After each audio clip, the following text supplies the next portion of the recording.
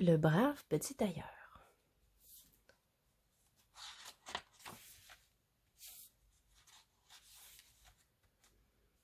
Il était une fois un village tout près duquel vivait un énorme géant.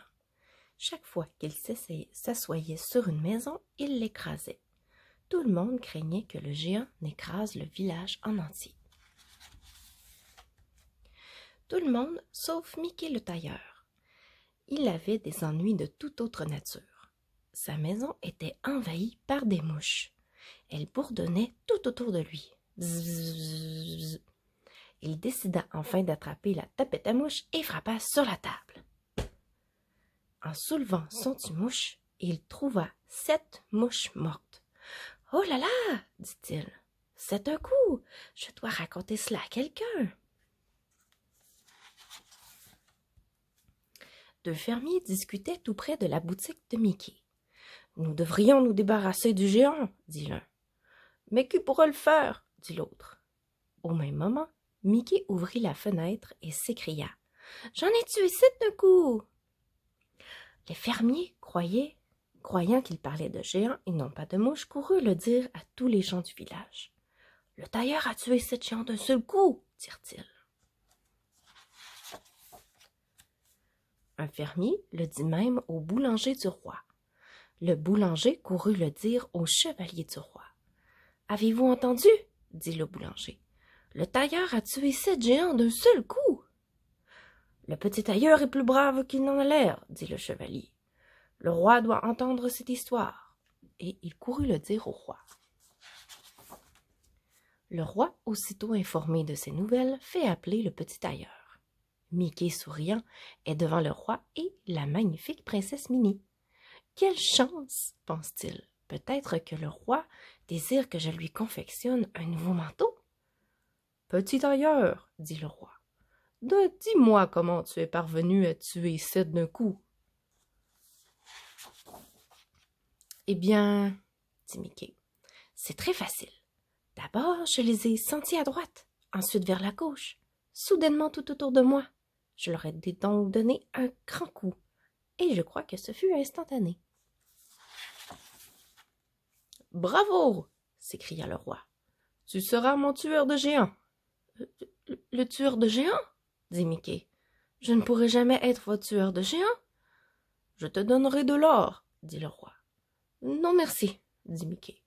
« L'or ne me fera jamais changer d'idée. » La princesse Minnie chuchote alors quelque chose à l'oreille du roi. « Certainement, » dit le roi.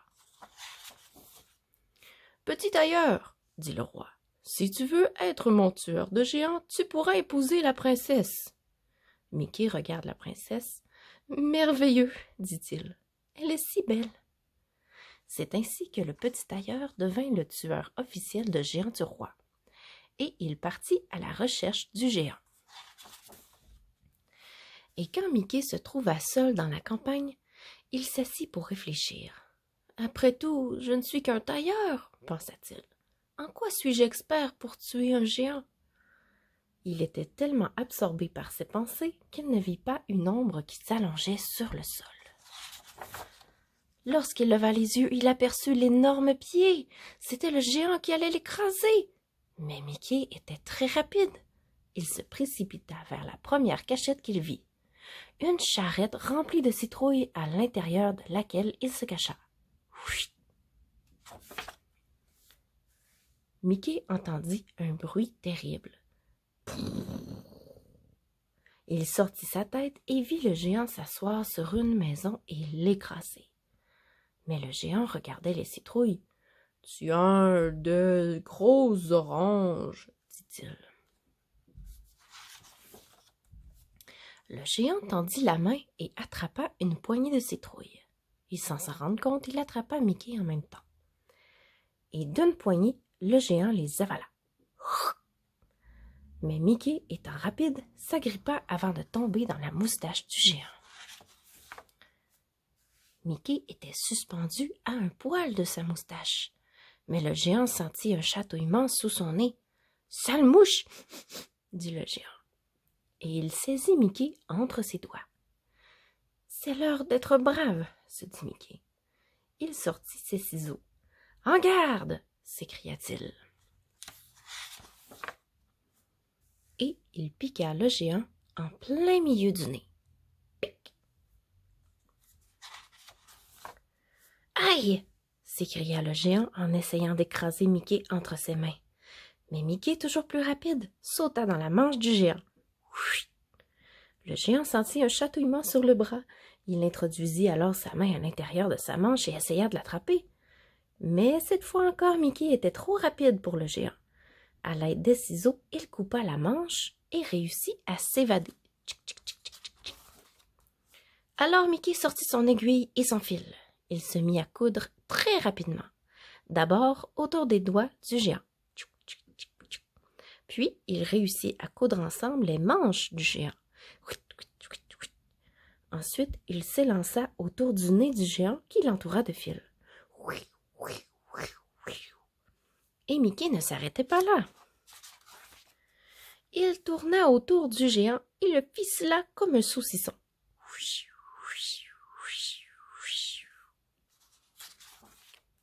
Et finalement, le géant fut tellement bien ligoté qu'il ne pouvait même plus bouger.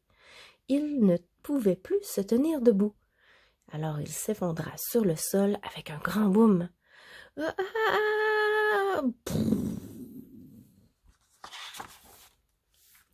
Tout le village entendit ce grand bruit. Les villageois accoururent de tous les coins pour voir ce dont il s'agissait. Et Mickey, debout sur les pieds du géant, posait en vainqueur. « Bravo pour le courageux petit tailleur !» crièrent-ils. Ils portèrent Mickey en triomphe jusqu'au château où Minnie l'attendait impatiemment à la porte. Et elle le conduisit au roi, ils se marièrent et furent très heureux. Et toute cette histoire à cause de 7 petites mouches tuées d'un coup.